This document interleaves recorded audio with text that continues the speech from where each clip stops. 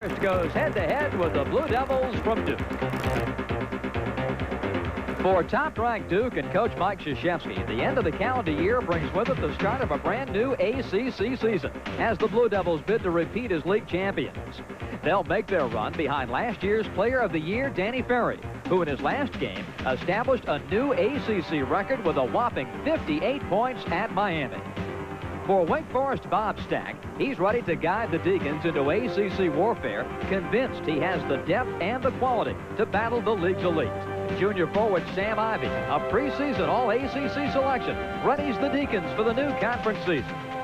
ACC basketball is back as the Wake Forest Demon Deacons battle the Duke Blue Devils next.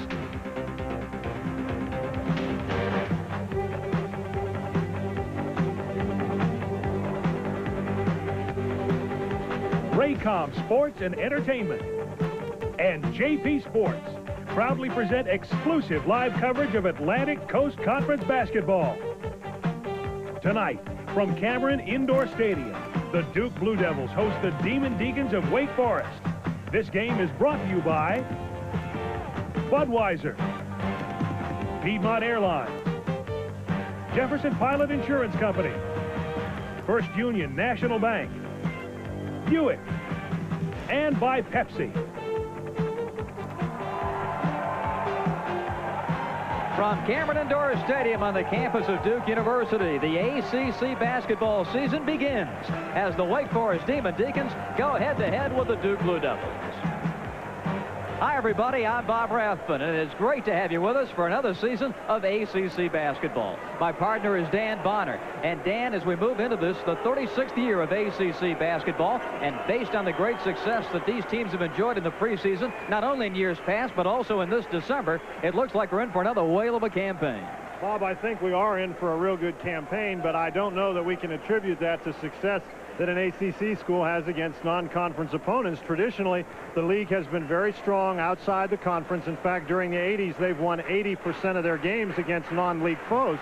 So I don't really know that you can say that it's going to translate out. I think what you got to look at is some expectations. Duke was expected to be very strong. Obviously, they are. North Carolina was expected to be very strong. Obviously, they are. In fact, maybe surprising, a little stronger than expected that they could play so well without JR for so long. Wake Forest, Virginia, Clemson were all expected to be more competitive. I think they've shown they're going to be. But this has been preparation, the preseason, that is, for the coaches and players. Exams start tonight. Indeed.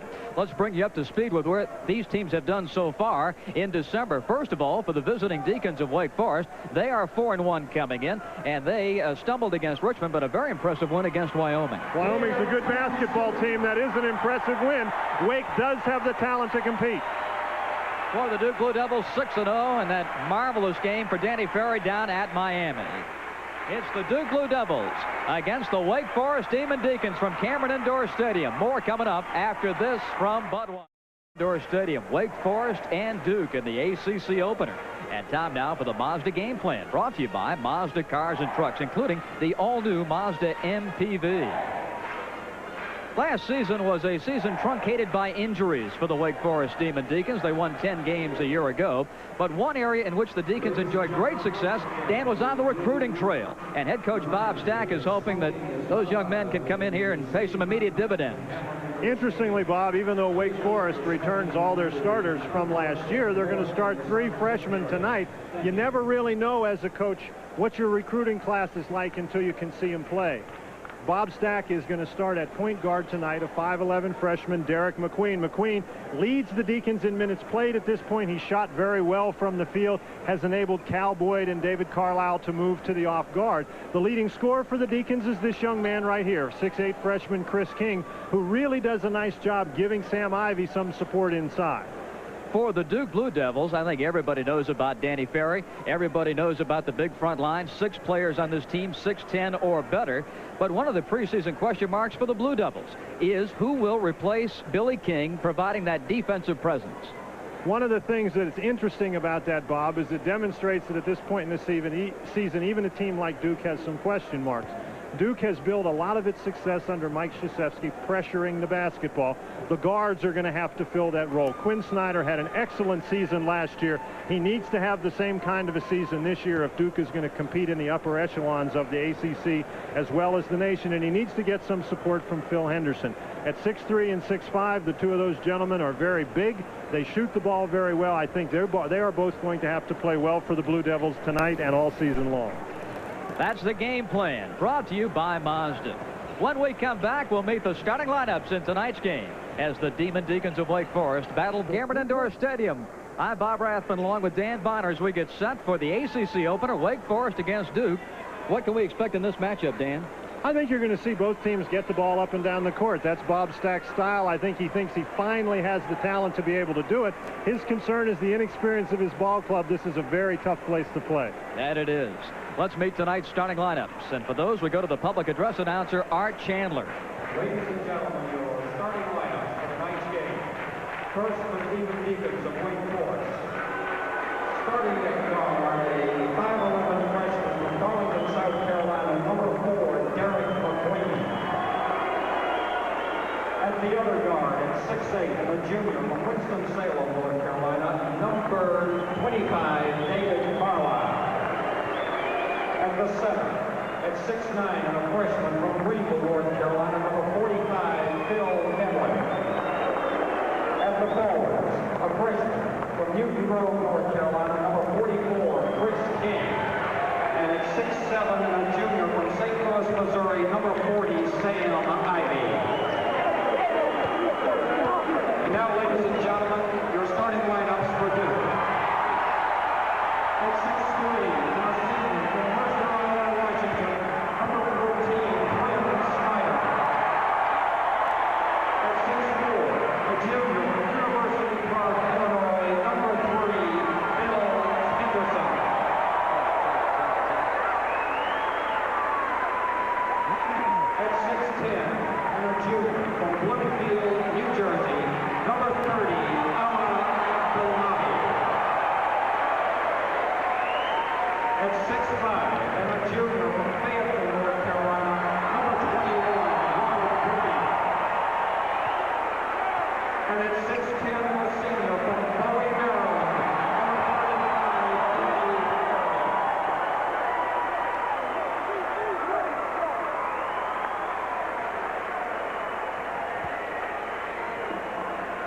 The officials in tonight's game: Larry Rose, Dick Paparo, and Peter Pavia. Cameron Indoor Stadium at Duke filled up, but now let us go to the matchups, the Buick matchups. And of course, heading the list for Duke, Danny Ferry. Interesting thing there, Chris King, Phil Medlin, Derek McQueen, all freshmen for the Wake Forest Demon Deacons, so the advantage in terms of experience all on the side of the Duke Blue Devils. But as we mentioned, Wake Forest returns all 5 starters from last year, and so they have much better depth and athletic ability than they've had for the last couple seasons. They really think they can give the Blue Devils a run for their money. The Duke Blue Devils begin play tonight, the #1 team in the country, starting their 5th week as the nation's best 6-0. Wake Forest has won 4 straight after an opening loss to the Richmond Spiders. And the opening tip has been won by Wake Forest and Phil Medlin. Medlin was trying to figure out for a minute there which way to go, Bob. He made the right choice. Another freshman, Derek McQueen, against Quinn Snyder. Duke opens as expected in their man-to-man defense. They're going to really need to try to get some pressure on the ball. Henderson had Ivy inside, and it's swiped out of bounds by Danny Ferry. And obviously that's a place, as you get a look at Ivy and Ferry right there, where the Demon Deacons would like to go. There's no better way to neutralize somebody's offensive weapon. There's a steal by Bricky. Robert going right to the basket and draws the foul on Chris King. Bricky was outnumbered as he came down the floor after the steal, but undaunted went to the basket.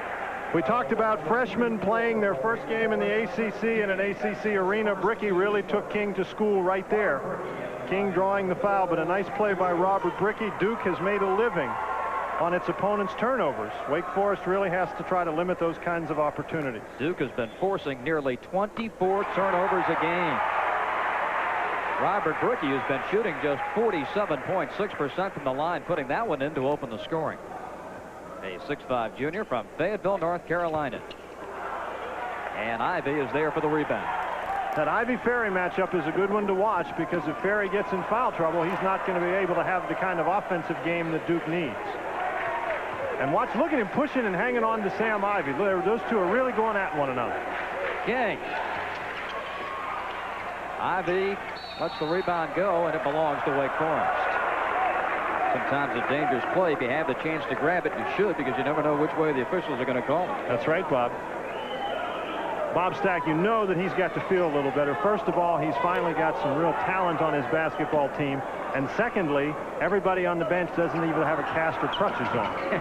Good point. McQueen driving and scoring to put the Deacons on top. And right now we were talking, Bob, about the battle going on between Sam Ivy and Danny Ferry. And referee Dick Paparo right now, he noticed the two, and he's just telling them, now, guys, settle down here. They're both obviously big factors for their team. That's a good piece of officiating right there. Quinn Snyder up against Derek McQueen. Ferry over Carlisle. And a pushing foul inside, and it's on Phil Medlin. Medlin did not do a good job blocking out Abdul Nabi, so he pushed him right at the end. But this is a pretty tough matchup for Wake Forest. Danny Ferry with a big size advantage on Carlisle. You see he gets the shot over him easy. Abdul Nabi in good position draws the foul from Medlin. I don't really know that Wake is going to have a lot of success trying to guard Ferry down inside with David Carlisle. Snyder a three-pointer. Ferry, couple of fakes and puts it in. Duke on top 3-2. Ferry leading the ACC at 24.2 points per game. Of course, you throw in a couple of 50-game performances, and the average goes up just a hair. You throw in one, and the average goes up. Carlisle, a noted outside threat. This is Chris King. Phil Henderson is guarding Sam Ivy inside, and he's really looking for some help, and now Ferry finds him, and they switch. And thrown away. Quinn Snyder's going to get the easy two.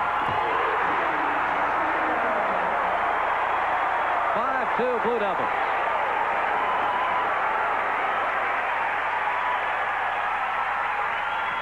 Wake's turned it over twice, and Duke scored 3 points off of it.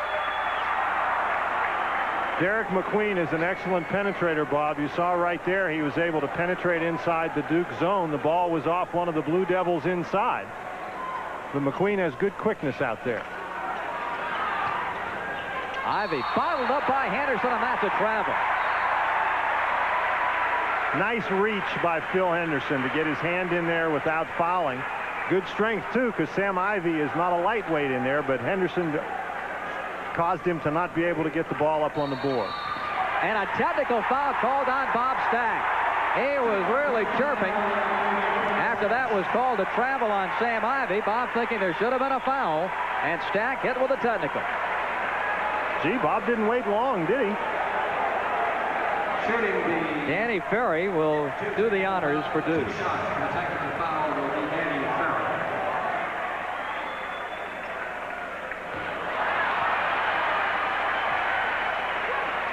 Ferry missing the first of two. Duke shooting 66% at the line coming into this game. This one drops for him. Battle going on down inside with Sam Ivy. He dribbles the basketball. You can see there what Bob Stack is complaining about. He felt that as if when Henderson reached in, it should have been called a foul. That's really a tough call to make if you couldn't tell from the replay. Ferry dumps to Allah, and he puts it in. 8-2 Duke. Much bigger than the Deacons inside. They used their advantage well. McQueen had it blocked.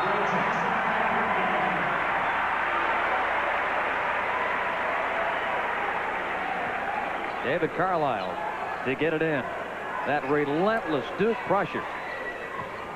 Carlisle looking for an opening. And Medlin, offensive foul. That's just excellent defense by the Duke Blue Devils.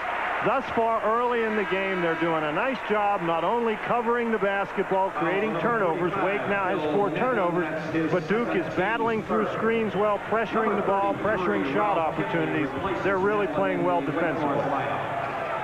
And now some pressure by Wake Forest, and Brickey beating Ivy. Lost the handle, and a foul.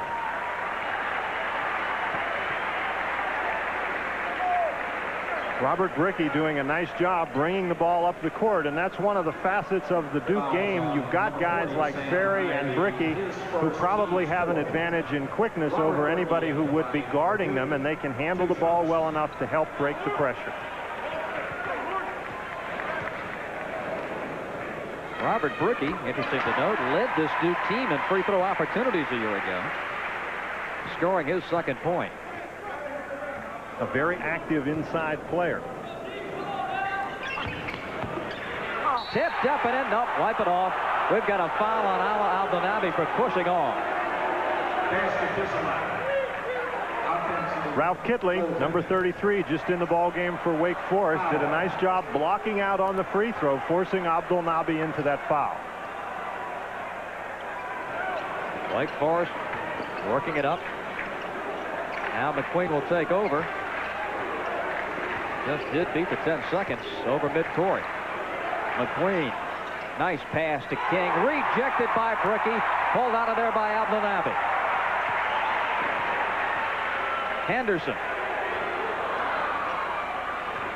And the Deacons push it up. Ivy puts it in, and a foul on Duke. Great move by Ivy. What a shot by Ivy. I think the key there was Duke missed the shot finally for Wake Forest, and I think they would be much more comfortable against the Blue Devils in the open court. There you can see Ivy running the court very well. I don't know how he got that ball up on the board against Henderson. Sam Ivy, a preseason All-ACC selection, a 2nd-team All-League player a year ago. He missed a couple of weeks in the preseason as Robert Seiler comes into the Wake Forest lineup. And going out is Chris King. But Ivy had a dehydration problem and cramping and has gone on a special diet and fluid intake, and that has conquered the problem. And Ivy now at the line trying to polish off a 3-point play. Dehydration and cramping. Did they check him for pregnancy? 9-5. Duke over Wake Forest with 16:45 left to play. There's a foul on Ferry. And that'll give the ball right back to Wake Forest. One of the points of emphasis in officiating this year is screening, and Danny Ferry definitely leaned his hip in to create that foul. And this is really a tough foul for Duke. Now watch Ferry as he sets the screen. He leans right at the end there, picks off McQueen with a hip check in effect, and so that's the first foul on Ferry. In the NHL, you get 2 minutes for that. The penalty. 9-5, Duke leading. 16:40 left to play in the half. Backdoor alley-oop to Seiler, and he can't at home. Now, Robert Seiler, you can see that wrap on his left leg. He had a knee problem last year. He's really a fine athlete. That's going to be a foul against Sam Ivy. Ferry just beat him down the court, and Ivy pushed. But Robert Seiler being able to play is really going to help Wake Forest. Already 2 fouls on Sam Ivy. You can see as Sam Ivy cuts to the ball, Ferry goes with him. That eliminates the help, and Robert Seiler really climbing up there. So Wake Forest did a nice job clearing away the defense. That was a pretty good pass by Carlisle. The Deacons have cut the Duke lead to 2. Ferry finds Abdelnaby, and he's fouled. Kitley got a piece of it.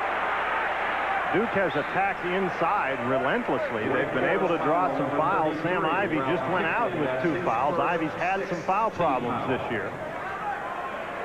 Bob Stack's ball club trailing by a deuce, and Ala Abdelnaby going to the line for the Blue Devils, establishing a new ACC record earlier this month, hitting over the course of 3 games 20 consecutive field goals, breaking the old record of 15 set by Greg Manning of the Maryland Terrapins.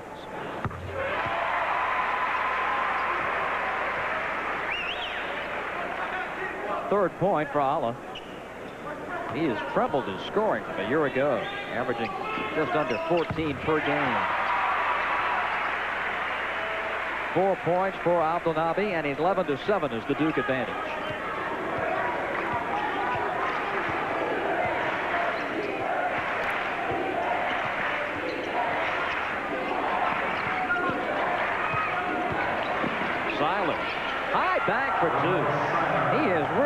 infused a lot of athletic talent into this Wake Forest lineup. He's certainly been a factor in this game since coming off the bench. He's got 4 quick points. 11-9 Duke. Anderson pushed by Simon. Duke doing a good job, as we said, attacking inside, not only on the pass, but also on the penetration. Phil Henderson that time penetrating past Seiler.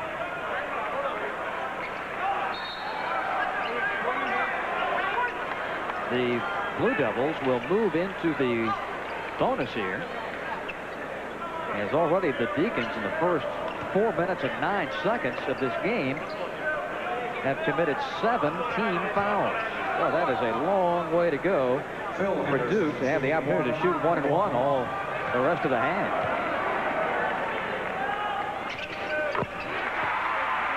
As Henderson hits that one, Bob, we might point out that lots of times you can have that kind of a situation. There's Sam Ivey. He's got 2. He's sitting down. Created by the fact that you attack inside. And Duke has attacked inside and has drawn some fouls. 7 of Duke's 13 points at the line. Timeout on the floor at Cameron Indoor Stadium. Back after this from Budweiser. All 5 of the Duke starters have now scored, and the top-ranked team in the country, the Duke Blue Devils, leading Wake Forest here 13-9. And you see Duke has really cashed in on their free throw opportunities.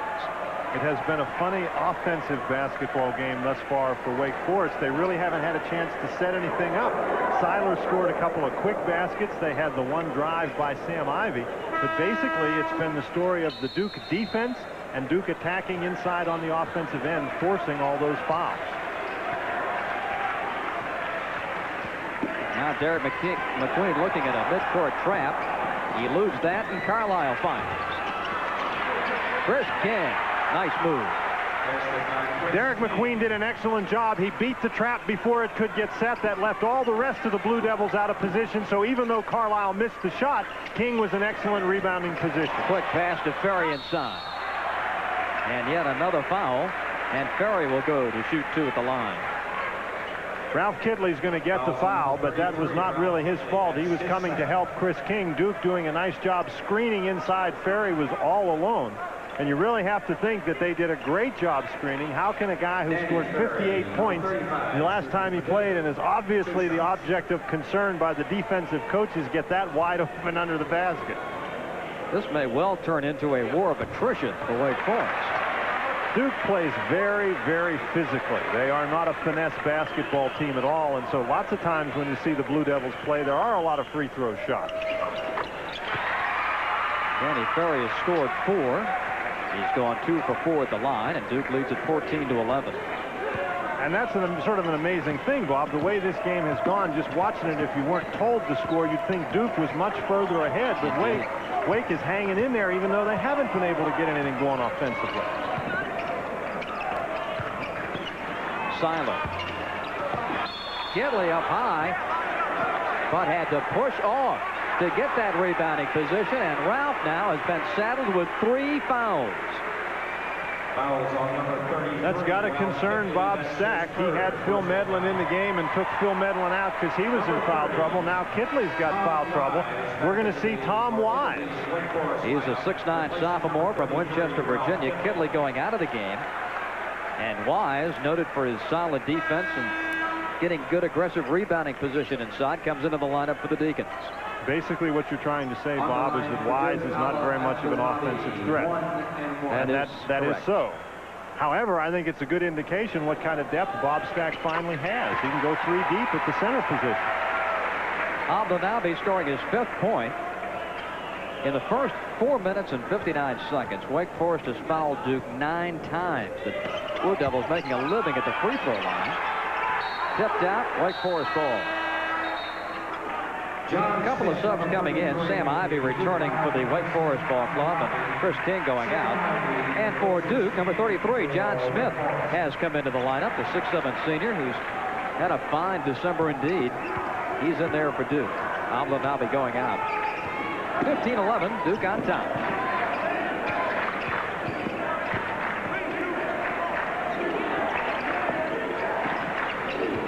McQueen travels. McQueen a little too anxious that time, Bob, but I think in the first 5 minutes of the game here, that young man right there has not seemed to be intimidated by the Duke defense or the atmosphere in here in Cameron Indoor Stadium.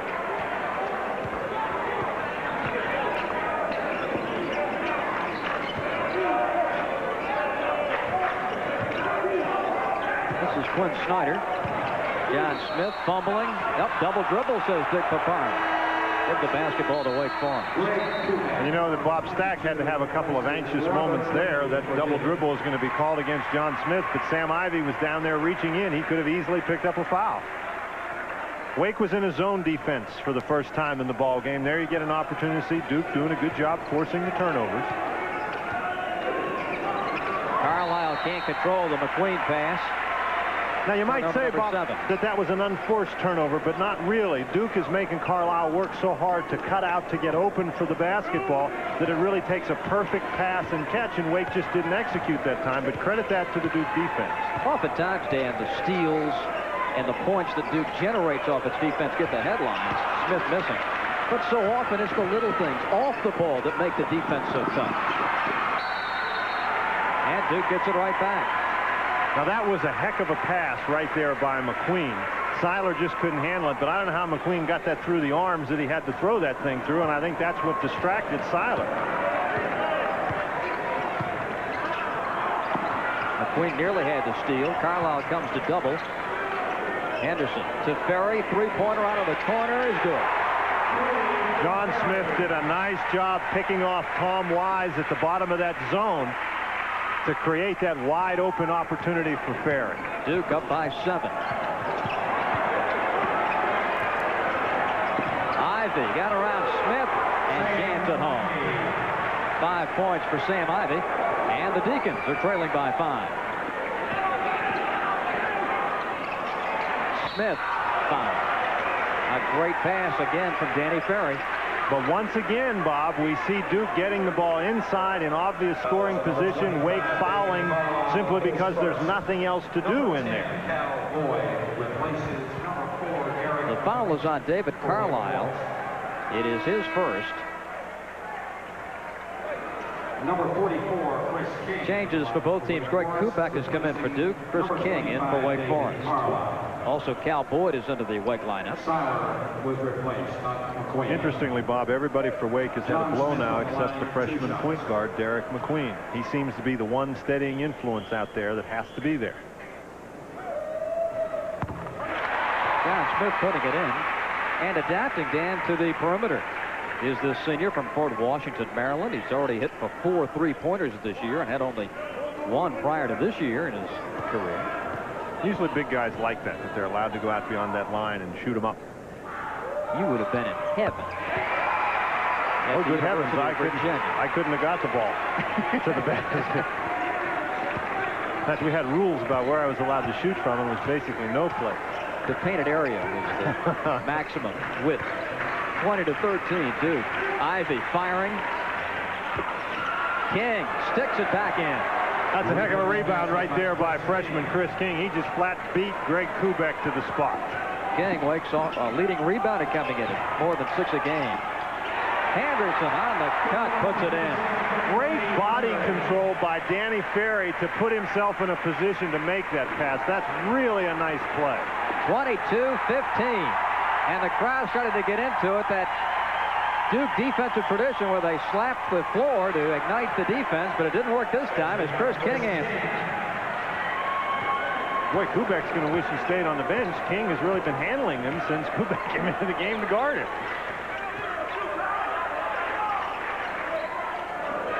Ferry, quick pass to Smith.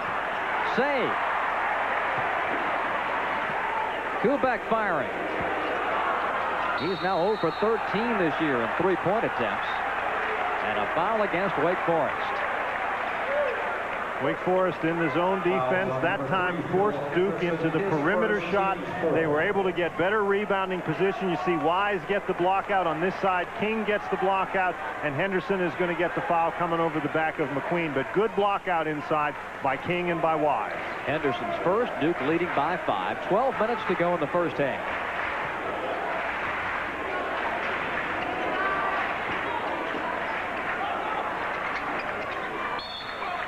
Whistle inside.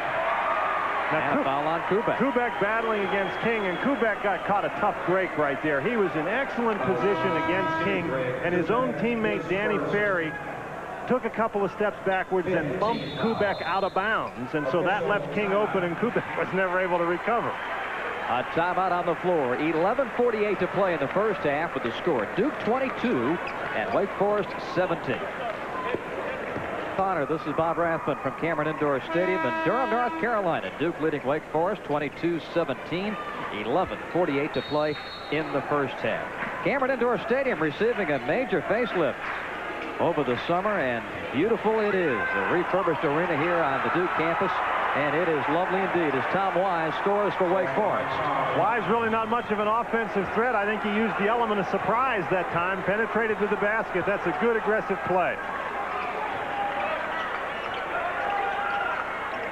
Duke has converted the Wake Forest miscues. Now the Deacons have an opportunity. Wise to Ivy. Ferry, the flat-footed rebound. Wise turned the wrong way. Had he turned the other way, he had a clear lane to the basket. There was nobody there. For all Wake Forest woes, turning the ball over so much, only being at the free throw line one time, they're only down by 3 points. Indeed. We should mention something, Dan, about the crowd here at Cameron Indoor Stadium tonight. Usually we're used to the students packing the lower sections of this arena, the Duke crazies as they're known here. But a little bit of a different flavor in the arena tonight because exams are over and most of the students have gone home for the Christmas holidays. So not that raucous student behavior we're so accustomed to. And the Deacons now have a chance to get even closer. McQueen with a great pass off the dribble, and traveling called on Sam Ivy. That was a tough catch for Sam Ivy. He really caught it in between steps. He had to get himself stopped and get to the board. Another unfortunate break for Wake Forest, but they look very impressive when they can get out on the fast break. They've a couple of times beat Duke down the court only to turn it over.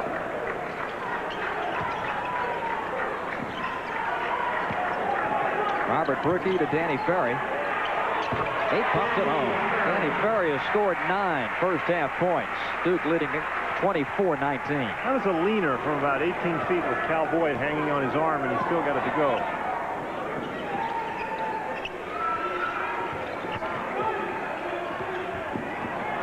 King puts it in and draws the foul.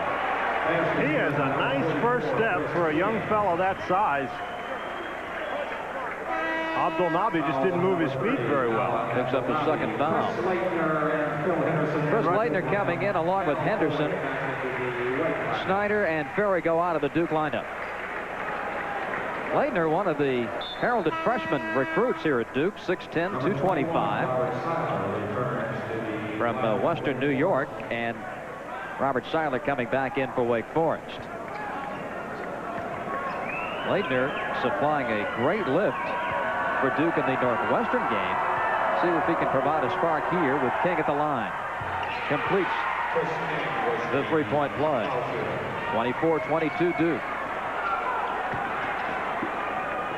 Smith out on Navi jam. Bob, when somebody presses you, you should make them pay for pressing you by converting it into an easy basket, and that's exactly what Duke did.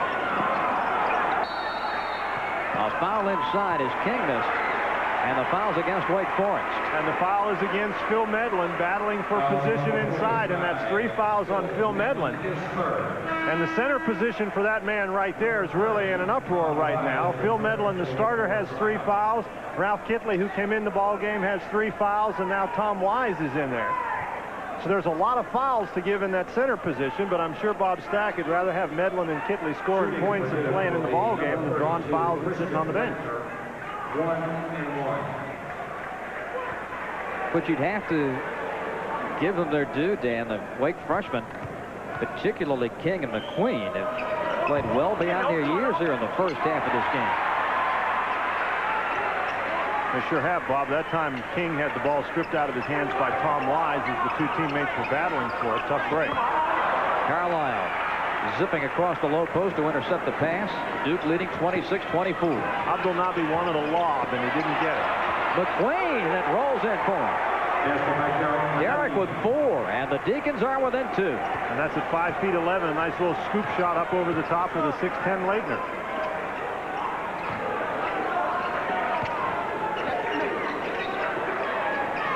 Henderson. And the rebound to Chris King. King doing a great job on the board. Seiler changes his shot, gets his own rebound, and to the corner, King controls. And McQueen is fouled by Henderson. Fouls on number 3, Bill Henderson, his second. Snyder and Ferry return. 7th. Bob Stack going to his bench as well. And coming in for Wake Forest will be Todd Sanders. And I'm sure Bob Stack just has to feel very good about being able to go down the bench and put guys in the ball game who have a lot of experience, like a Tom Wise, like a Sanders, so that his guys don't get so exhausted. Number 4, Derek McQueen, 1 shot. 1-1 for Derek McQueen, the Darlington, South Carolina freshman.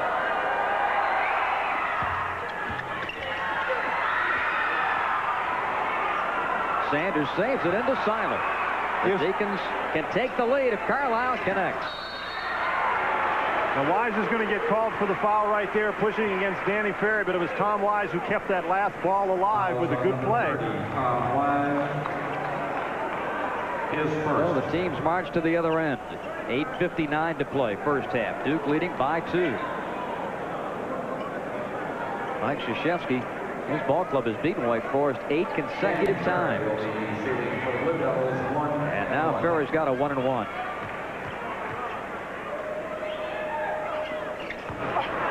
Short rebound, Brookie, and he's tied up.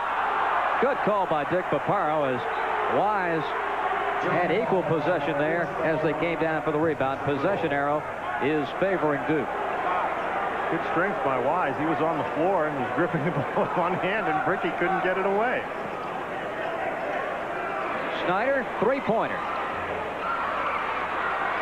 Leitner got bumped and still had the control to put it in. He was blocked out the first time, but when the first rebound was claimed by Duke, all the blockouts were off. 28-24 Blue Devils.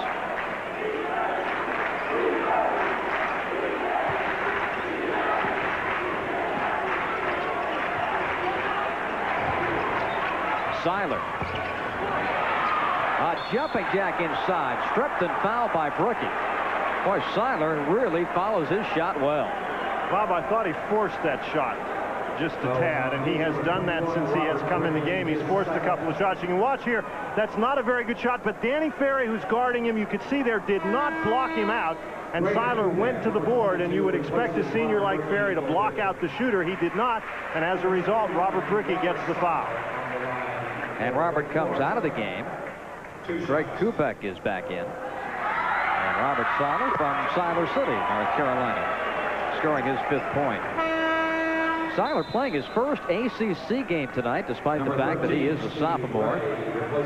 Coming back after knee surgery. In for the Deeks, number 13, Steve Ray. And he's in for Derek McQueen, who's going to get his first breather of the first half. McQueen leading the Deeks in minutes played in the first 5 games. Seiler goes 2 for 2. And Cal Boyd is in, and Seiler goes out.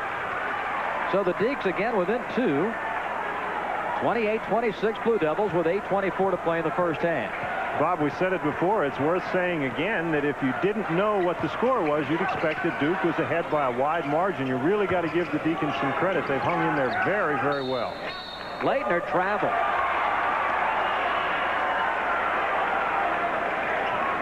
Duke seemingly has had a difficult time attacking the set Wake Forest zone. Wake was in the man-to-man early, but went to that zone with some foul trouble, and they've played well defensively in the zone. Ray losing it, but Boyd controls. Good hustle by Tom Wise to get the ball back. Carlisle. Wise tipping. And a rebounding foul on Wake Forest. And it's going to be called against Todd Sanders. That is a tough break for Wake Forest. Tom Wise had the tip, wasn't able to get it to go down. Todd Sanders going after the basketball. Good battling by the Demon Deacons. They got a foul that time, but you could see Bob Stack up applauding the effort. Free throws for Duke's Christian Leitner. Christian Leitner shooting for the Blue Devils, 1 and 1. 1 and 1 coming.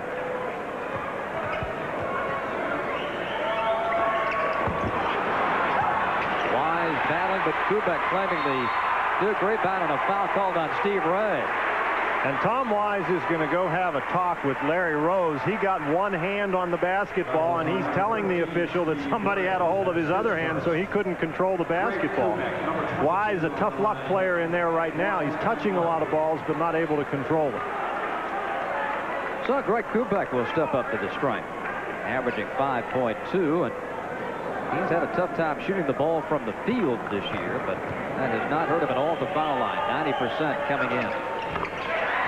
I think you'd get a little paranoid if you were 0 for 13 from three-point range, which is what Kubek is right now. But with the shooter's confidence, he seems to be firing it up there. It always seems like the test of great shooters is at the foul line. A timeout on the floor. 7:49 left to play in the half. Duke leading by 4. Now from Budweiser.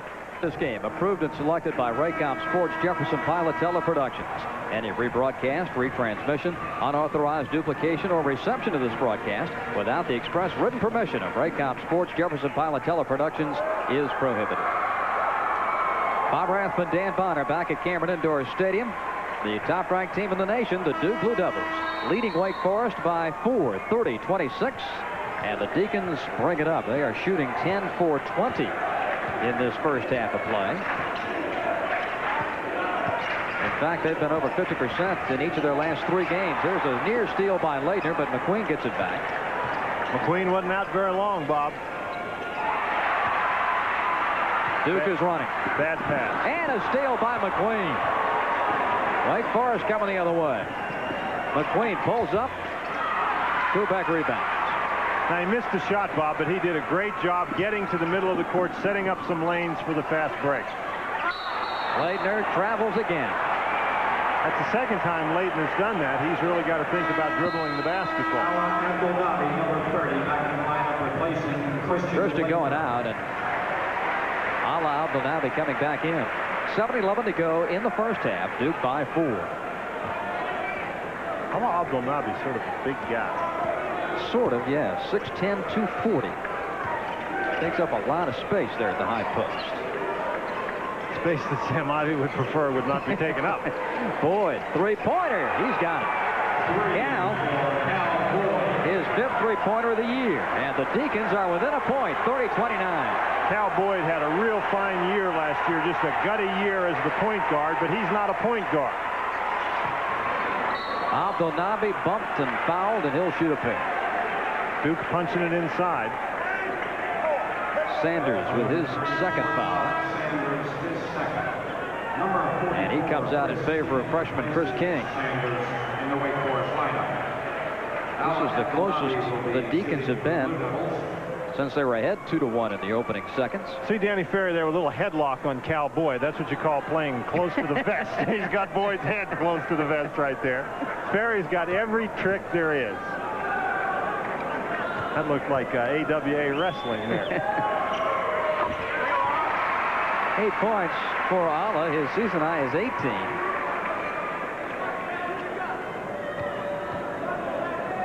And doing a good job at the free throw line. He's got 9. 32-29 Blue Devils.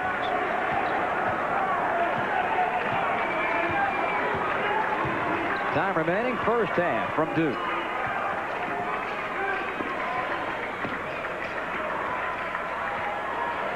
Boyd bangs another one in. Now that is a back three-pointer. That is a big league move right there. You would not expect Cal Boyd, who is not blessed with all that much quickness, to be able to just juke and dribble and create himself an open three-pointer, but he did there. That's a real nice play.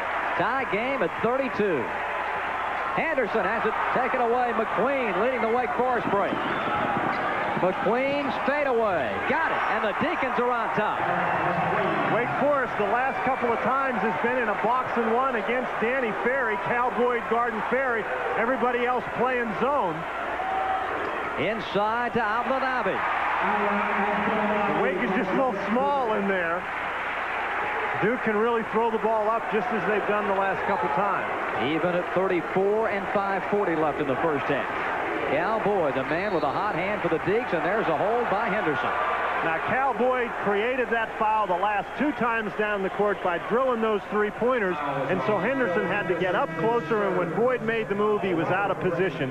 Drew the foul. That's his 3rd. And Duke is a little thin in the backcourt. They lost Joe Cook. He's been declared academically ineligible, and so their only real legitimate guards are Henderson and Quinn Snyder. Here's the foul trouble, and they have been piling up indeed, still with 5:36 to play in the first half. And Boyd, an excellent foul shooter, misses. He was 5 for 5 before that one, and Duke brings it up. Look at Cal Boyd chasing Danny Ferry.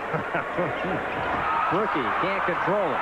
Gets it back over Carlisle. I think David might have gotten a piece of it. King rebounded. Now to McQueen. Deeks can get the lead back. Carlisle, who's been quiet. King inside, jams at home and draws the foul. What a great give and go. Carlisle to King, just a great play. That's now 3 fouls on Ala Abdel-Nabi. And you really have to give the Wake Forest Demon Deacons a pat on the back. They were down early in the game. Now watch this. There's the screen. The screen and roll perfectly executed. Ferry and Abdel-Nabi both frozen out at the top on Carlisle. Good cut to the basket by King. Chris bidding for his 10th point. And Wake Forest leads by 3. And have he and McQueen put on a show, Bob? That they have. Wake Forest was really in trouble, down 9-2 early in the game, and McQueen was the guy that sort of took control and gave him some stability. King now with 12 points. 5-minute mark in the first half. Wake Forest by 3. Still the Diamond are boxing 1 with Boyd matched up against Ferry. Rookie. He's got 4 points. 37-36 Wake Forest. Let's see if Duke tries to pick up the defensive pressure. They seem to be having a very difficult time pressuring the ball due to the quickness of McQueen.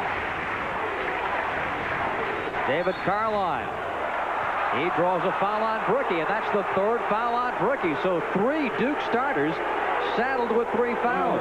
In the early part of the ball game, it was Wake Forest that was piling up the foul trouble.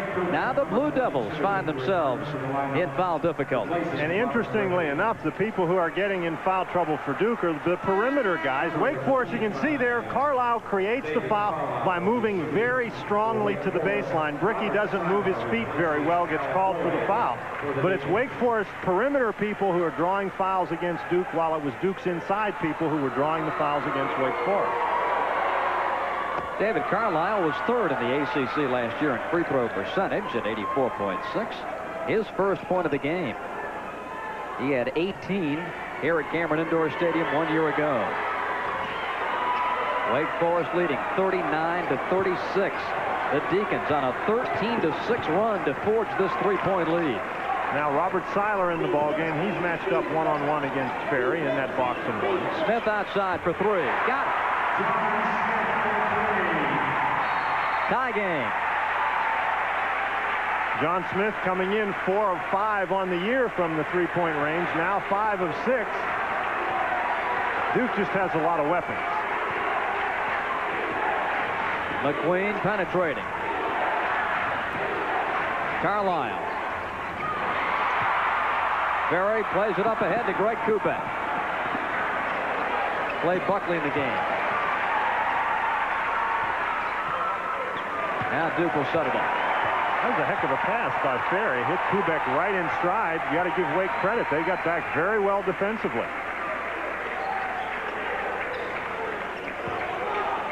Greg Kubek puts it in. Oh, Ian McQueen hit the deck. Duke back up on top by a pair, 41-39. What Duke needed was somebody to pick up the intensity level, and Kubek lots of times is a guy who can do that. He's a very intense basketball player. Tip by Buckley. Tip to Carlisle. And a foul on Kubek. Colliding with David Carlisle. Wake Forest had created another excellent give-and-go or screen-and-roll opportunity inside. Seiler, however, elected to try a straight pass. to King and missed it. Bounce pass, I think, would have got through. Wake would have had a layup, but good defense by the Duke Blue Devils. As David Carlisle goes to the line, you will note on his uniform jersey that black patch, and that is in memory of Dr. George Revere, the late Wake Forest director of sports medicine, who passed away. And our condolences to the Wake Forest family. Dr. Revere, one of the highly respected orthopedic surgeons in America. Carlisle bidding for his 4th point. And he's got it. We've got a timeout. 3 minutes and 12 seconds left to play here in the first half at Cameron Indoor Stadium. And this one is all even. Wake Forest 41, Duke 41. And we'll be back. Aside with 3:12 left here in the first half. We'll show you the foul problems that have been mounting throughout this first half of play. But Dan Bonner, I see a red flag going up for this Duke team. They gave up 102 points in their last outing at Miami. They've yielded 41 in the first 17 minutes of this half. They've been noted for their defense as Ferry misses. One of the things that they've always been able to do defensively is have real good pressure on the basketball. And the matchup right here, Quinn Snyder against Derek McQueen, I think has been a tough one tonight for Wake Forest, for Duke rather. Snyder just does not have the quickness to get up and put great pressure on McQueen with the ball. And I think that's had a carryover effect to the rest of the defense. King around Buckley. Gets it back, travels. King showing some pretty good strength inside right there. He got called for the travel, but Bob Stack has to be pleased with what he's seen from that young man right there. King with a great catch, getting it up through Buckley first of all. Even though it didn't go in, he showed, as I said, some good strength inside. 2 minutes, 30 seconds left first half. Cameron Indoor Stadium, Duke University, and the #1 team in the country, fighting for its life against Wake Forest, tied at 41. Buckley. Rebound to Cal Boyd and the Deacons. And got back on top, 3-on-2. Boyd, yes. Boyd did what you're supposed to do. He stopped at the free throw line, looked both ways. The defense dropped off. He drilled it. 43-41 Wake.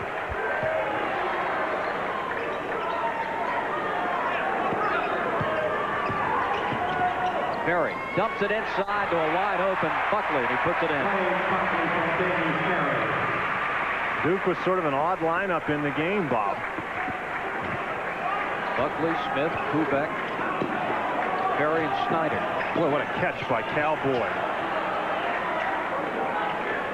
McQueen directing traffic. He wanted King to set up down there.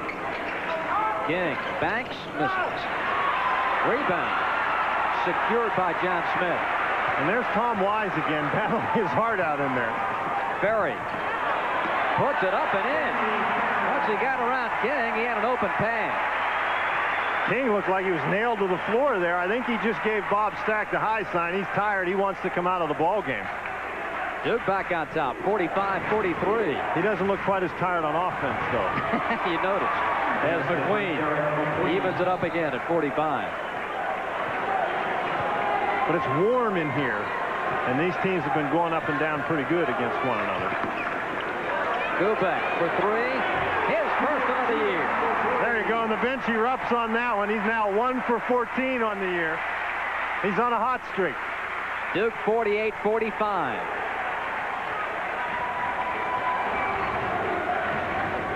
The shot clock and the game clock just about 2 seconds apart. Wake Forest going to sit on it here for the last attempt. That is the game clock that you see in the lower right corner.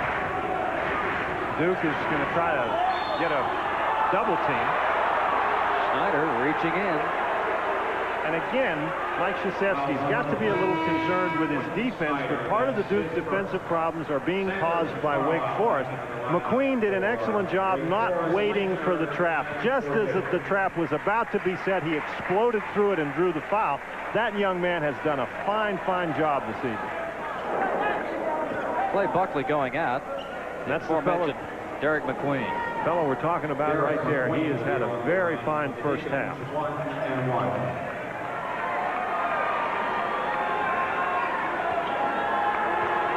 Derek McQueen, the only freshman starter as a point guard in the ACC this year.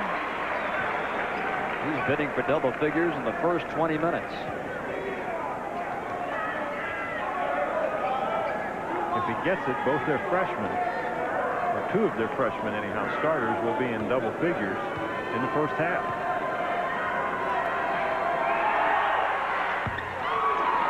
Obviously, they're intimidated by the pressure of playing at the home court of the #1 team in the country. 48-47, Duke by a point.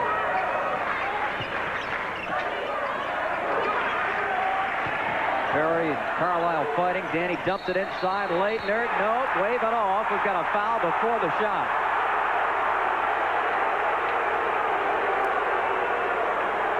Danny Ferry doing a nice job passing the ball inside to Leitner. The foul was going to be called against Todd Sanders, number 34.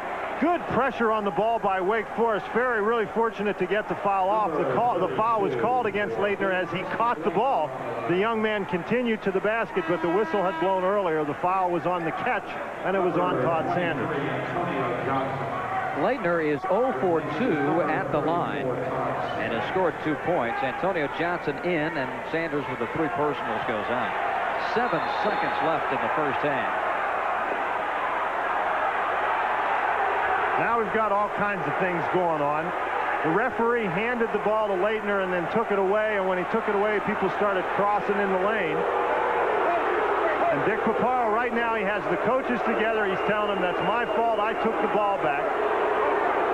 Mike Krzyzewski telling them. On no uncertain terms. Well, in other words, you get a big guy who's not shooting very well from the free throw line. You get him at the line, you give him the ball, then the ball's taken away. That's what Krzyzewski's worried about, that maybe that disrupted Leitner's concentration. Obviously, it was something for everybody to be real concerned about. Everybody getting excited for a real productive reason right there.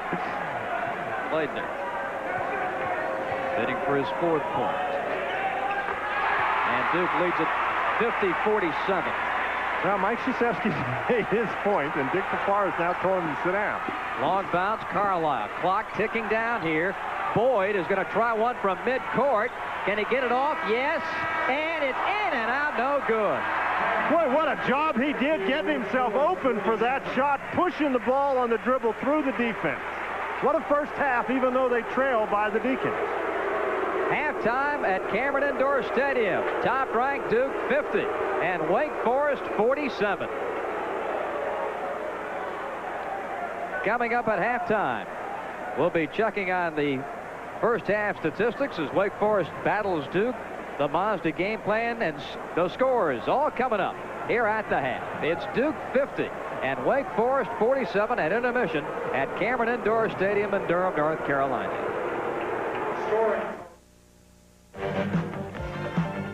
The first half of tonight's game on the Raycom Sports and Entertainment and JP Sports Network has been brought to you in part by Pontiac, by Holly on the Raycom Sports and Entertainment and JP Sports Network is brought to you by Mazda, Lowe's, Budweiser, and by Food Lion. Stay tuned for Holly Farms Player of the Game Awards, brought to you by Holly Farms, America's #1 brand of chicken. Holly Farms will contribute $1,000 to the ACC to be distributed among the member institutions under a conference-approved plan. That's the Holly Farms Player of the Game, to be awarded near the conclusion of our broadcast from Cameron Indoor Stadium.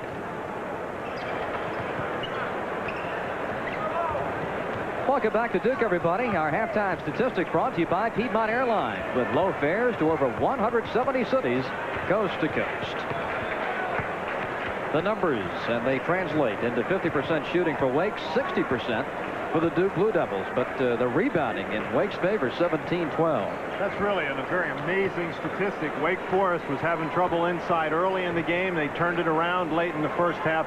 Look at the turnover statistic. At one point in the game, that was 8 Wake Forest turnovers to 2 Duke turnovers. So Wake Forest did a nice job limiting the turnovers toward the end of the first half. They started to get some opportunities from the free throw line, and they got right back in the game. And Wake Forest credited with 8 offensive rebounds in that first half. You see the leaders and the 2 freshmen atop the heap for the Deeks, Chris King and Derek McQueen. Danny Ferry, as expected, leading Duke along with Ala Abdelnaby. Well, Mr. Dan Bonner, What think you for this second 20 minutes of play?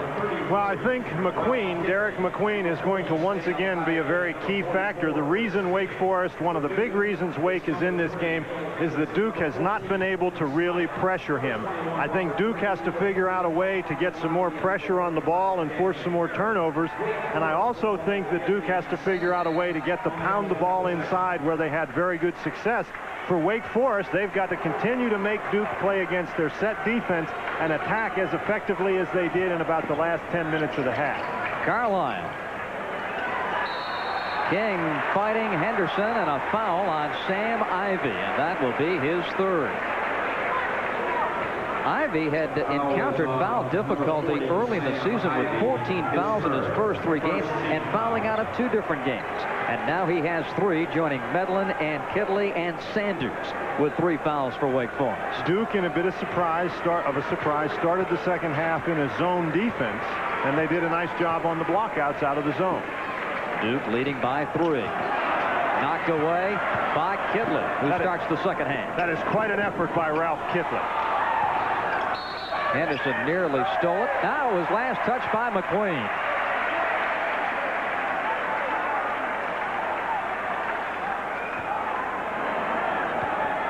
Duke just turned it over down on the offensive end of the court, but lots of times your defense can make up for some of those kind of mistakes. Duke with a good defensive series to get the ball back. Henderson taken away by King. Bounce up the floor. Ivey put it in, and a foul. Nice strong move to the bucket by Sam Ivey. Ivey had to do a couple of things to shoot that layup. Lots of times you figure that a layup is an easy shot. It all starts with some excellent defense by David Carlisle. Chris King does a nice job getting the ball out on the break. Ivey's got to catch it. He's got to beat one defender. He's got to get it up on the board. All told, that's a very difficult shot by Ivey. That foul, I think, was against Robert Brickey. And he goes to the bench with 4 fouls, and Greg Kubek comes in to take his place. Meanwhile, Sam Ivey at the line. This to tie the game. We talked about Duke's defense, Bob, but Wake Forest defense has now forced 2 turnovers in a row, and the Deacons have converted the turnover into a game-tying 3-point play. McQueen holding Snyder. Now, I think McQueen got that call, his first foul, because he was standing out there before Snyder started his dribble, waving his arms around and bellying up to Snyder, so that when Snyder moved by him, it looked like a foul, and he got caught. Nice pass. Snyder to Kubek. 52-52. Snyder has been very quiet offensively for the Duke Blue Devils. That's a nice pass. He's really got to get more into the offensive flow, I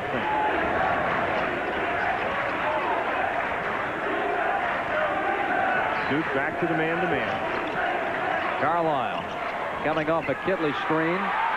Rebound, Ivey, bumped by Snyder. Mike Krzyzewski is up wanting the over-the-back call against Sam Ivey, and with 3 personal fouls, Ivey really did take a chance in there. That's a heck of an athletic move by Ivey to go up and get the rebound over the back without fouling, but I believe he did it.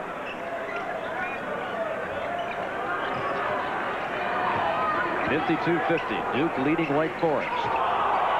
Carlisle. And a technical foul called on the Duke bench. Dick Paparo with the T, and Mike Krzyzewski in disbelief. You could read his lips. He said, "Who's it on?" I think it's on him. He's really been sparring with Dick Paparo all night long. Dan, I'm not so sure that someone other than Mike was beefing, because when the T was called, Mike was sitting down and Dick Paparo was under the basket. I'm not so sure that... Well, you don't have to be. In other words, Mike Krzyzewski, I'm sure, is one of those guys. His mouth works when he's sitting down as well.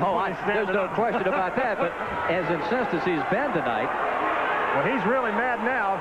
It was on Coach K.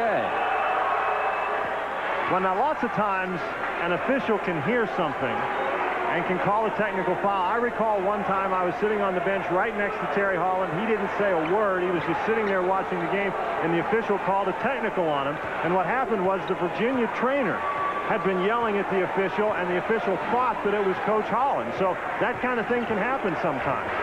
Who's that tee on? That's for what you were thinking, Coach. 52-50. 52-52, I should say. Duke and Wake all tied up with 18-10 to go in the game. So each head coach with a technical foul tonight. Stack got one in the opening moments. Carlisle. Nope, count it. McQueen continues to do a very good job handling the basketball, penetrating the Duke defense, and Wake Forest is once again on top in the basketball game. Carlisle with 8. Deacons 54-52. Just under 18 to go.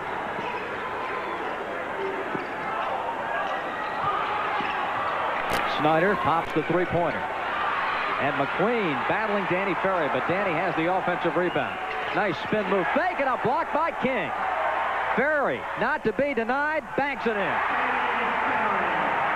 Ferry taking the freshman right there, giving him a little lesson in what the ACC is all about.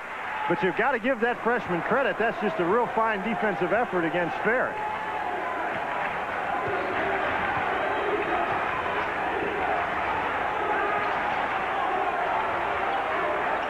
Carlisle. Over to Ralph Kidley. Nice move by the big fella from Spencer, North Carolina. His first basket. 56-54. Wake back on top by 2. If you leave Ralph Kidley alone, he's going to hurt you. And he's got some offensive capability. Very short. Ivy the rebound. Good defense that time by Kidley to help out. Carlisle three-pointer. No good. Inside, Chris King taken away by Ferry.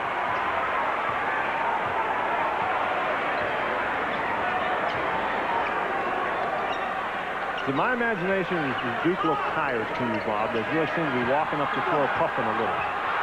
Al-Banabi putting it in. Dan, I'm really not sure, but it is a pensive mood in this building. There's no question. The number 1 team is on the ropes. 56 all with 16:15 to play in the second half. King, offensive foul. And that's a good call. You can't go down there and be elbowing people trying to create some position. We talked about pressure on the ball. That time Kubek got excellent pressure on the ball and drew that foul. Phil Medlin coming in, and Ralph Kidley did a whale of a job going out for Wake Forest. This effort has to really give Kidley's self-confidence a boost. He's been struggling. Lost his starting spot. Kidley started every game last year, played the bulk of every game last year, and found himself on the bench with the superior play of Phil Medlin. But Kidley, he's a good kid. He's got a good attitude. He's going to give the team whatever it needs, and that sounds trite, but Ralph Kidley's just that kind of a player. Ivy fouling Kubek.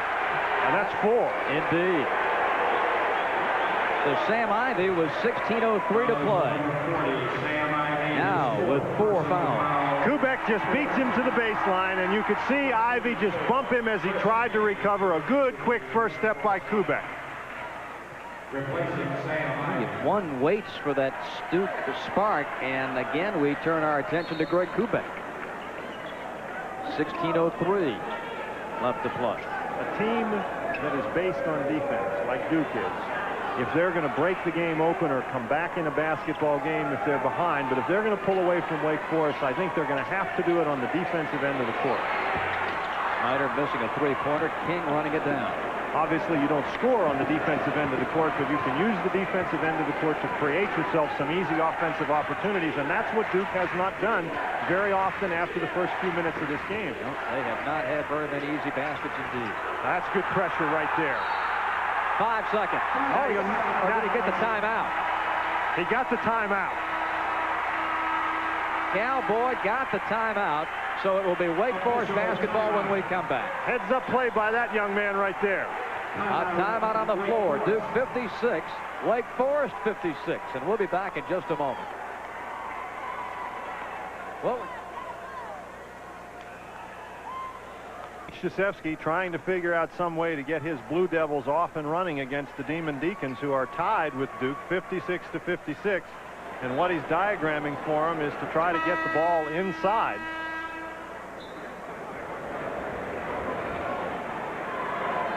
Tie game at 56. Well, let's see, Dan. We've had A technical on Mike Krzyzewski, a technical on Bob Stack. We've got the #1 team in the country in trouble on their home floor against Wake Forest with 15:42 left. It's nothing more than the opening night in the ACC. Cowboy working against Quinn Snyder.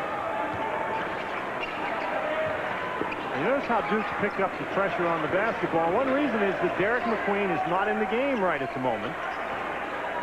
And so Duke's a little bit better matched up in terms of quickness, at least on the guards.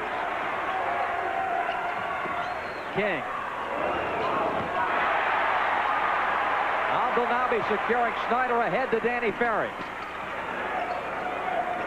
Nothing developing on the break. Inside, Henderson shut off. Henderson, three-pointer. Danny Ferry. Yes. Soft touch. He really does a nice job playing under control, Bob. The backcourt scoring. And that is really a telling statistic in this game. We talked about how, before the game, about how Duke's weak link, if they have one, might be the backcourt. Robert Seiler. He has scored 8 off the bench for the Deacons tonight. Tied at 58. And the Duke backcourt, offensively anyhow, has not played very well this evening. Duke working out of a double stack as Ferry receives the pass. Snyder puts it in. You know, three-pointer. You get involved in a close game with a team that has a fellow like Danny Ferry, and at any point in the game, he is capable of taking the game over. And Wake Forest really has to try to prevent that. Seiler driving, throws it up and in. 61-62. Kubek on a bullet pass from Ferry. Drake fighting inside, hooks it in. How many times has that happened tonight, Bob, where the guy who has shot the ball has got it back? You've got to block out the shooter. That's a foul on Sanders for setting an illegal screen against Danny Ferry. He was still moving when he made the contact, and that's one thing you can't be doing as a screener. You cannot be moving when that contact occurs. Robert Seiler has really played hard tonight. He's had a couple of off-balance shots that didn't go in. This is one that will go in. That's a good play by Quinn Snyder to get down and cut him off. I don't know how he got that ball from the baseline around the backboard, but he sure did. Derek McQueen coming back for the Wake Forest Demon Deacons. That's his 4th personal foul. Sanders with 4, Ivy with 4 for the Deeks. Bricky on the Duke bench, but now back in the ball game with 4 fouls. 63-60 Duke. 13:30 to play in the game. Wake Forest is back to a diamond-in-one defense. McQueen playing the point out on the zone. Medlin and Carlisle and Seiler, who's going to get that foul right there, playing zone along the back of the zone, if you will, and Chris King guarding Ferry man-to-man, but Duke did a good job attacking inside that time. That's his 2nd. 16 Duke leading 63-60 with 13:20 left in the second half. That's the 16th foul on Wake Forest, so the next time Duke will shoot him. Snyder, three-pointer missing. Bricky inside, and Medlin pulls it out of there. The Deacons are running. Up ahead to David Carlisle. Wake Forest has done a nice job, Bob, the entire game running the basketball court. It's been a while since I've seen an Atlantic Coast Conference team other than North Carolina run the floor so well against the Duke Blue Devils. Ferry got fouled, put it in.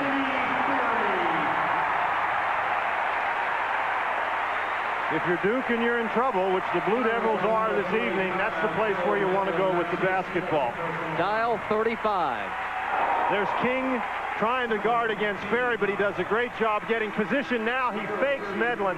He just really showed 2 freshmen, taught him the ropes right there. Got excellent position against King, then faked Medlin out of position to draw his foul. Danny Ferry has scored 20 points tonight. Medlin on the bench with 4 fouls. And Ralph Kidley back in. 65-62 Duke, and Danny with a free throw.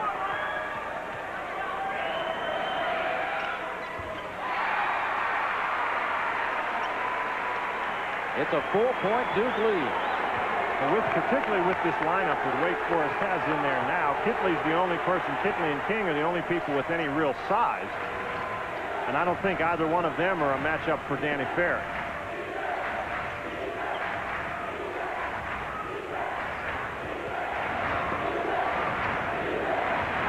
Nice job by McQueen to get everything set up again. And it knocked away by Snyder, but King picks it up and puts it in, and a foul on Snyder. Now that's really a tough break on Quinn Snyder. Duke was playing very well defensively. Snyder's going to get that foul, his third foul, diving on the court after the ball. Real good effort by Quinn Snyder.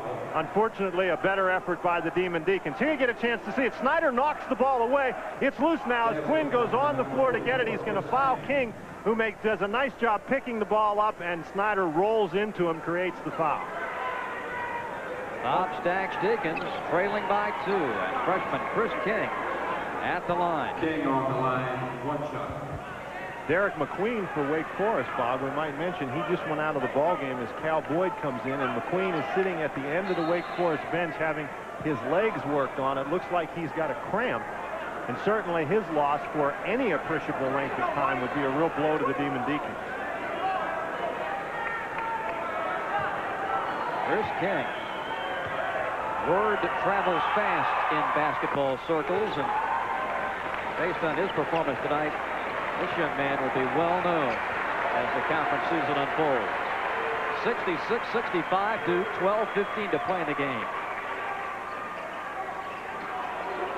Smith. Duke having a tough time outside. Seiler takes it away inside. Boyd, 4-3. Nope. Kept alive, rebounded by John Smith.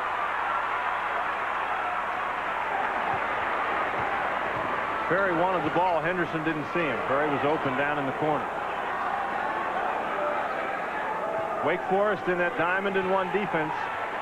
Robert Seiler matched up man-to-man against Danny Ferry. Kubek. He misses from the perimeter. Seiler's really doing a job on the boards the last couple of trips down the court. King. And Carlisle on the back of Kubek.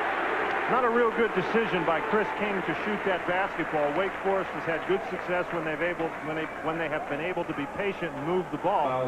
King has good range up to about 15 feet or so, but you can see there as he started his shot, he was on the three-point line. That really is out of his range, and that put David Carlisle in a bad position. The list growing ever longer of those in foul difficulty. Greg Kubek on the line for Kubek shoots for Duke. 2 for 2 at the line today, and a season-high 11 points so far in this game. He has been a big factor. When we talked about the backcourt scoring, Kubek has been included in that backcourt scoring, so he's really the only one nominally of the Duke backcourt that has produced anything offensively this evening. 1 for 2 at the line. It's a 2-point Duke lead, 67-65, 11:20 left. Seiler dumps it inside to Carlisle. Angles it up and in. Well, it's a nice shot by Carlisle. I don't understand how a guy can get up in the air and have 2 6'10" guys and just move the ball around and get it over top, but Carlisle did it. Ferry spots the open Anderson, but he travels. And right there, Bob, is the opening in that Wake Forest defense. It's really not a diamond so much as a 1-3, and those areas around the free throw line are going to be open. They found it, but Henderson walked. A timeout on the floor at Duke, tied at 67. Bob Rathbun, Dan Bonner back at Cameron Indoor Stadium. Duke 67, Wake 67. 10:58 to play. You see Bob Stack pacing the sidelines, and there's Derek McQueen on the Wake Forest bench. They are still massaging that calf muscle. It's very, very warm tonight, Bob. He's played very hard. As you lose that fluid, you really can have some cramping. Duke in a man-to-man defense. And again, with McQueen out of the game, they should be able to do a better job getting some pressure on the basketball. Boyd to Kitley. Offensive foul. That will be the 4th foul on Ralph Kitley, as he joins the list of those players with 4 for Wake Forest. And that number includes 4 players now. Normally, if you're somebody in the position where Ralph Kitley is, he leaves the game, but where Ralph found himself, that is about 8 feet from the basket with an open shot. Normally, you'd shoot the ball, but Kitley really doesn't have that kind of range, so he had to do the only thing available to him, drive to the basket. Ferry just made a very nice play. The three-point shooting in this game. Inside, we'll try to get it to Ferry, and Carlisle impeding his progress. Again, Ferry in there with just such a size advantage. That's 3 fouls now on David Carlisle, but Carlisle's about 6'6", Boyd at 6'3", Seiler at about 6'2" or 3. They list Phil Medlin, number 45, who you see in your picture right there at 6'9", but he's no taller than I am, so he's about 6'6". Chris King is 6'8", but Ferry at 6'10" in there just has a real good advantage, and so they threw it up to him, and he's going to go to the line. That's his 22nd point. MVP of the Hall of Fame game earlier, and scoring in double figures for this is 39th consecutive game. 69-67 Duke.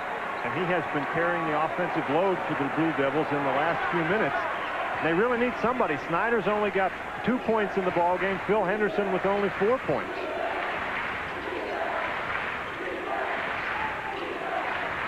Good defense by Ferry.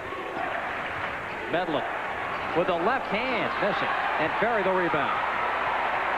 Duke leading by 2. Just under 10 minutes to go.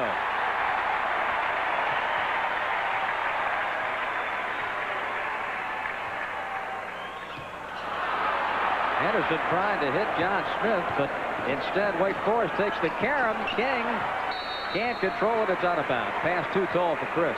Each team trying that lob pass, and it works so often you get to think it's a relatively easy play, but it is not. Each team failing. Bricky now going to come back in the game for Henderson. Bricky, one of those folks with 4 personal fouls. 9:35 remaining as when Snyder walks it up. Kubek, travel. Bob, that's twice now they've got it into that very weak spot in that box and one or diamond and one defense, and each time first Henderson and now Kubek with an easy opportunity have walked. That's 14 turnovers now for the Duke Blue Devils. 69-67 Duke. Bob, I think the students not being here has had an effect, at least on the crowd noise in the game. I can't believe if all the students were here that the crowd would be as quiet as it is right now this late in a close ball game. Seiler missing. Carlisle tried to tip it. Kubek on his seat. Gets the rebound over to Brookie. Yeah, about this time of the game, you come out of here with about a number 3 migraine, but it just has not been that noisy in here tonight. All things being relative, of course. If Duke were to go on a run, this place would explode. But you're right. It's been a crowd that has pretty much sat on its hands tonight. Smith. His 7th. 71-67 Duke. It's a good move by King to get control of the basketball without walking. Carlisle had it blocked, but Seiler picking it up and driving right to the basket. Seiler's had a big game, too, for the Wake Forest Demon Deacons, and it looked like Duke might have had an opportunity to pull away there, but each time when Duke gets that 4-point lead, they just are not able to have a defensive series to take the ball away and get down and stretch the lead out to 6. Seiler fouling Ferry. Foul is on number 21, Robert Seiler, his 3rd. Seiler doesn't really need to foul Danny Ferry out there. Ferry out there, if he gets the ball, Seiler's got a pretty good... He's matched up pretty well in terms of quickness. Seiler's got to be worried about Ferry when he gets the ball down inside. Seiler coming off the screen. Not really a very good screen by Bricky, but right there he's got his back to the basket on the 3-point arc. He's just not a threat to score, and by fouling him, you suddenly put him to the line where he is a substantial threat to score. Although he doesn't. Not this time. Wake Forest can tie with a 2-pointer, take the lead with a 3-pointer. Under 8 to play. Snyder knocking it away. Carlisle over to King, fumbling, losing. Snyder picks it up for Duke.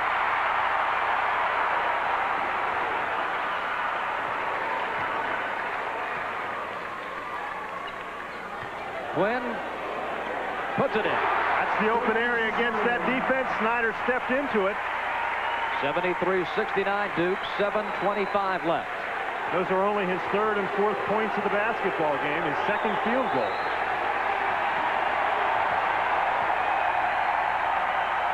Now the crowd's starting to make a little noise. Carlisle firing on the run and connecting. And again, Duke with a 4-point lead cannot take the ball from Wake Forest. The Deacs go down and score. 7-minute mark. And we talked so much about McQueen and what he meant to the Demon Deacons, but we might mention that they're hanging in there without McQueen now. Three-pointer by Ferry, and he's fouled.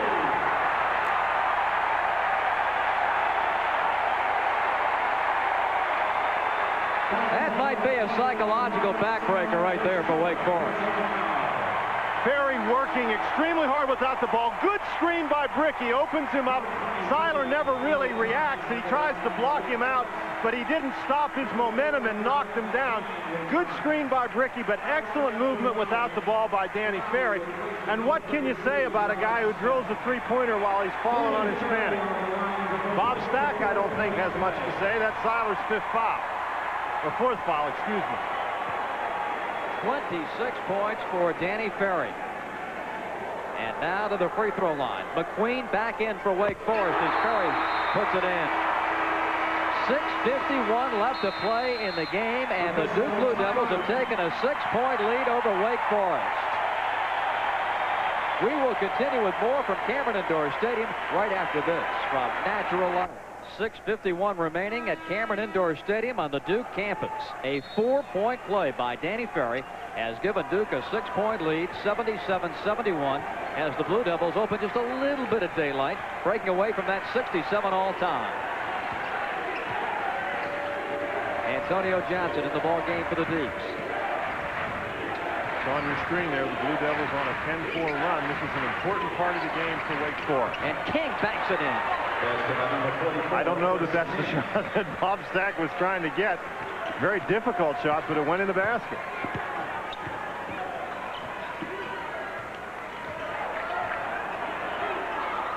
Allo inside to Leighton. Christian with 6. Nice work between the two post people. Ferry out of the game for a breather. Leitner coming in doing a nice job. Again, Duke with a big advantage in terms of size inside. They used it well. Johnson shut off. Out to McQueen. Johnson will take the three-pointer and hits it. Antonio Johnson, his first bucket of the game. And Bob Stack looking up at the scoreboard. Duke leading by 3. Once again, the penetration of Derek McQueen drew the defense, created the open opportunity. And Al-Abdelnaby was not looking for the pass from Henderson, and it goes untouched out of bounds. Ferry coming back in the ball game. He's basically been the offense for Duke here for a large portion of the second half, but Abdelnaby did have a clear lane to the basket that Henderson could see, but Abdelnaby couldn't, and Henderson just figured that he was going to take the lane, Abdelnaby that is, and when Abdelnaby stood there, the ball went out of bounds. This Wake Forest team with 3 freshmen in the lineup. Here's an alley-oop to Ivy, and he puts it in.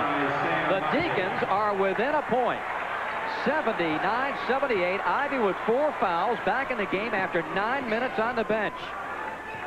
Every time the Deacs within 1. Every time you think they're dead, here they come again. Boy, an answering salvo from the old Golden Black, and here's Ferry putting it in. He's got 29. And Wake Forest is going to have to come up with some way to prevent Danny Ferry from getting the ball, because it looks like Duke is going to be going to him every time. Well, you're right, because once he gets it, it's just about history.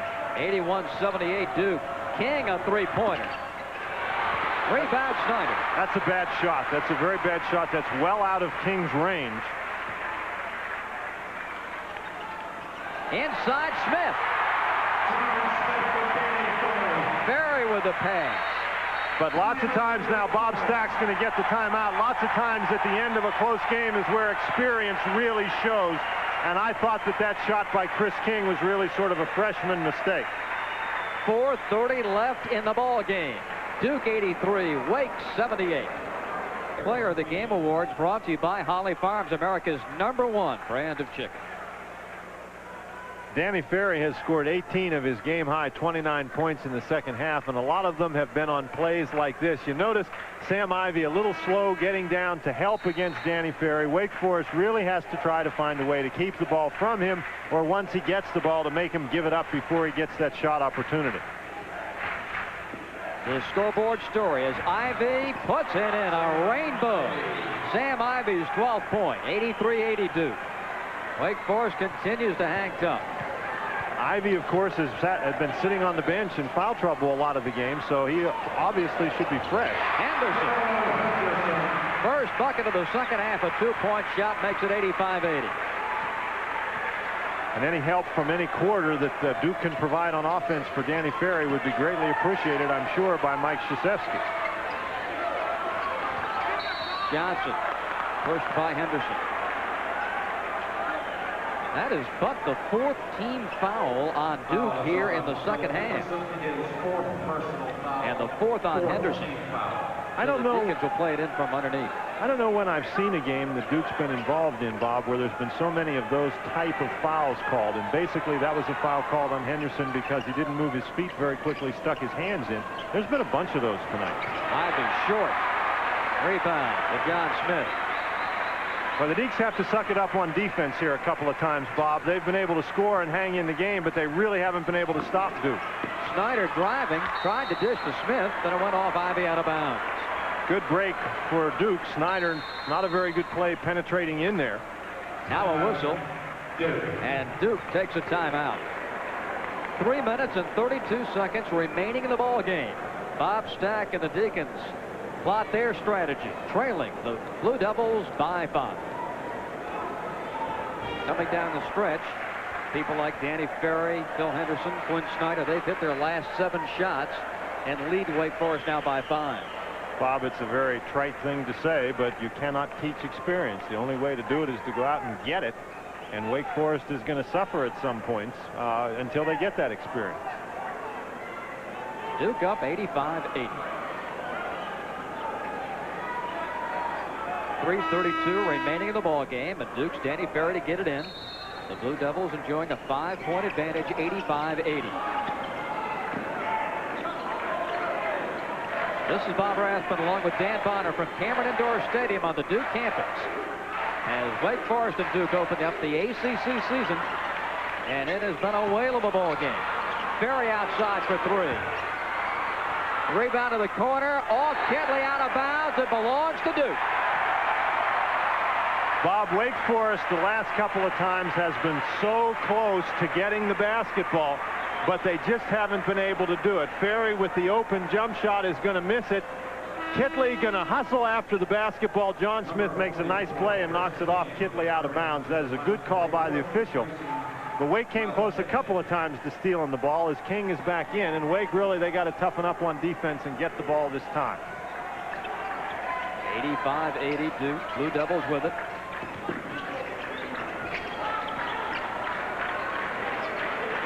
McQueen out of the ball game once again for the Demon Deacons.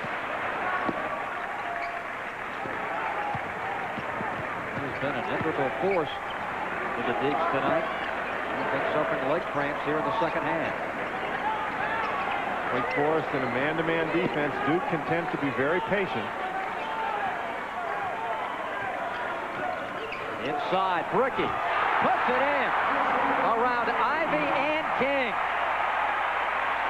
Wake Forest was very close to getting the ball, we said, Bob, but Duke just with that experience really paying off right there. Very, very patient. Now they steal. Snyder with a steal. And that might be it for the Deacons. They might have taken this as far as they could. We'll have to see what they got left, but Duke can really afford to be patient and wait for a real good opportunity now.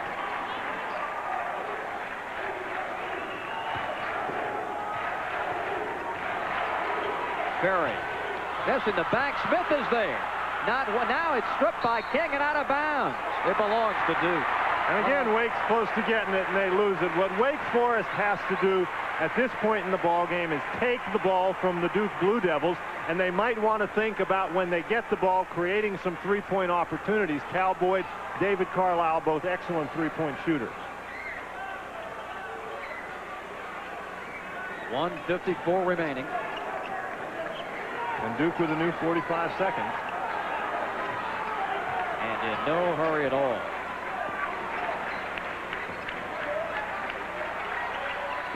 Carlisle draws Ferry defensively. Ferry up and in. That guy's 6'11". The spin dribble out by the midcourt line, taking it in, little turnaround jumper. 20 this half, 31 in the game for Danny Ferry. Seiler putting it in. And Wake Forest takes a timeout. That stops the clock for Bob Stack with 1:23 to play. And Duke leading 89-82. Wake Forest, Bob, obviously at this point in time, as Bob Stack crouches down there to talk to his basketball team, does not have enough time in the game to let Duke simply run the time off the clock, hold it for about 40 seconds, and then shoot the ball. If Duke can do that, the ball game's over. So what Bob Stack has to do with his team is try to set up some type of a play where they can get a quick steal, get a quick basket, tighten this game up very quickly, so that then he has some options as he goes down the stretch. Mike Krzyzewski, on the other hand, just has to emphasize to his team that they don't really need to score at this point as you get a look at the leading scorers in the second half. Ferry with 20, Kubek with 5, so you know where the offense has come from for the Duke Blue Devils. But Duke at this point simply needs to hang on to the basketball and probably make some free throws as we run down the stretch. It'll be interesting to see who they're going to foul. You would obviously pick Robert Brickey. It would be a guy to foul if you're the Wake Forest Demon Deacons. A minute 23 to play. Duke has scored 39 points here in the second half, and Ferry has 20 of them.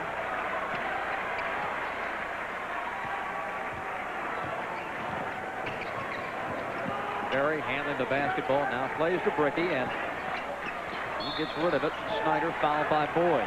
Now, King was trying to foul Brickey. He just wasn't able to do it. Duke did a nice job moving the basketball.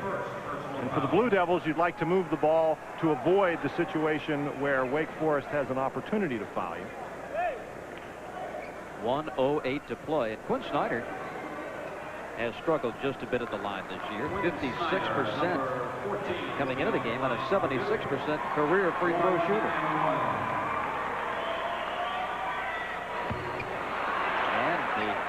Deacons now with a chance to cash in on the Snyder miss. Tighten it up just a bit. They're trailing by 7. That really hurts Duke if your point guard, the guy you want handling the ball, is only shooting 50% from the line. Ivy, turnaround move for 2.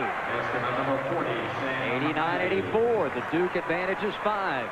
You see the time remaining, and Carlisle going for the steal, fouls Ferry. Ferry just puts pressure on you in so many ways. There's not very much time left in the game. Wake Forest really can't afford to let Ferry walk the ball up the court and get it in position, wait to foul somebody else. And so Ferry, you know, he's able to bring the ball up the court. He can shoot it. He can just do about everything. And he's obviously a good free throw shooter. They'd like him to have the ball. Danny Ferry at 58. In that game at Miami to establish a new ACC scoring record. 31, now make it 32 tonight. And he has put his Blue Devil teammates on his back and just carried them in this second half.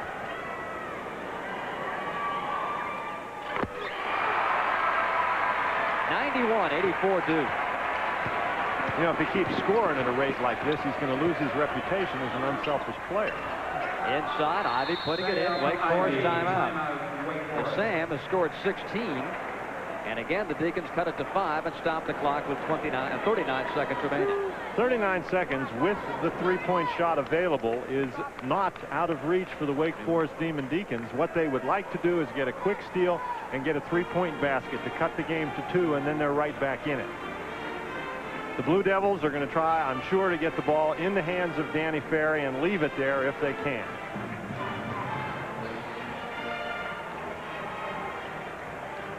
(91-86). Wake Forest has just used its final timeout. Duke will not be involved in a holiday tournament. They have a home game against Cornell next week. Wake Forest will be entered in the Lobo Classic over the holidays down in Albuquerque, New Mexico. You said, Dan, at the top about the Wake freshmen. King, Medlin, and McQueen. We haven't seen too much from Phil Medlin because of his foul difficulties, and Kidley's given Bob Stack a great shot off the bench tonight. But boy, these freshmen, King and McQueen, have really had a night to remember, and McQueen rendered useless pretty much for the Deacon attack here in the second half because of those leg cramps. And the Deeks trail by 5. Smith gets it over to Snyder, gets it right back. Boy, that's good ball movement. Now, Smith's got to get rid of it. If you move the ball, they're not going to be able to foul you. This is a nice job by Duke. Excellent. Excellent ball movement, and Snyder loops it back out to Ferry. Just playing keep away and doing a great job of it. Ferry going in. Missing the slam, and an offensive foul on Danny Ferry. That would have been a nice way to cap off the offensive evening for Danny Ferry.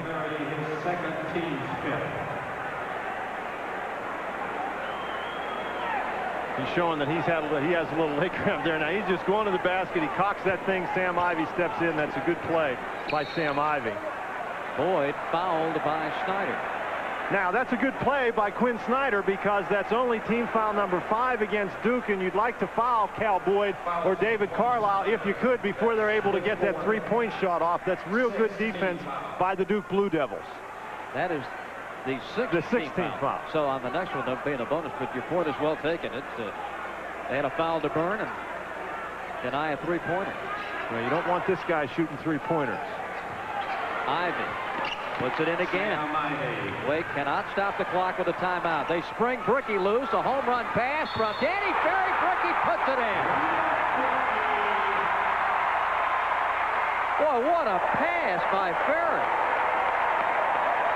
To control that long of a pass and hits Bricky right on stride. If there's anything that Ferry can't do, I'd like to know what it is. This is just a great pass. Hits Bricky right in stride. You can't throw it any better than that. Bricky's going to get the exclamation point on it. A very hard-fought Duke win. A real fine effort by the Wake Forest Demon Deacons that's going to come up just a little short. Sam Ivey fouling out of the game with 18 points. And Bob Stack will put Chris King back in the ball game. Chris King back into the lineup. Ivey really had a heck of a second half. You get a look at Sam sitting there on the bench. He was in foul trouble most of the game. A very impressive 18-point performance for Sam Ivey.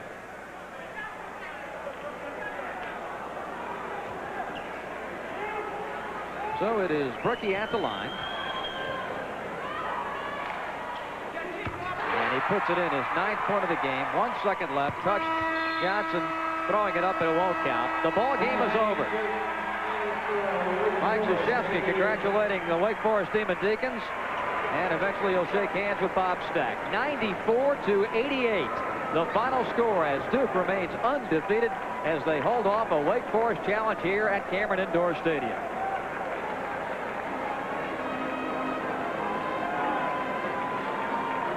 The Holly Farms players of the game tonight for the Duke Blue Devils and the Wake Forest Demon Deacons.